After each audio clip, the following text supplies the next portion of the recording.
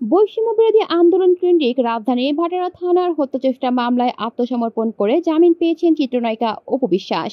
রোববার ঢাকার chief metropolitan magistrate Mohammad Mostafizur রহমানের আদালতের আইনজীবীর মাধ্যমে আত্মসমর্পণ করে জামিনের আবেদন করেন অপু বিশ্বাস।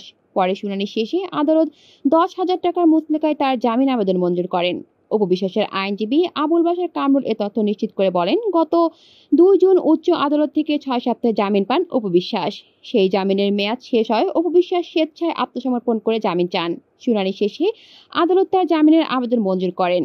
এদিন বেলা 12:40 ঢাকা চিফ মেট্রোপলিটন ম্যাজিস্ট্রেট আদালতের এজলাসে উপস্থিত হন। শুনানিকালে এজলাসের কাঠগড়ায় দাঁড়িয়েছিলেন অপু বিশ্বাস। এর আগে গত 10 জুলাই অপু বিশ্বাস সশরীরে আদালতে হাজির হয়ে জামিননামা দাখিল করেন। একই মামলায় গত 18 মে গ্রেপ্তার করা হয় নুসরাত ফারিয়াকে। পরের দিন তাকে কারাগারে পাঠানো হয়। 2 দিনের মাথায় জামিন পান নুসরাত ফারিয়া। কলি শিকদার, বাংলা নিউজ নেটওয়ার্ক।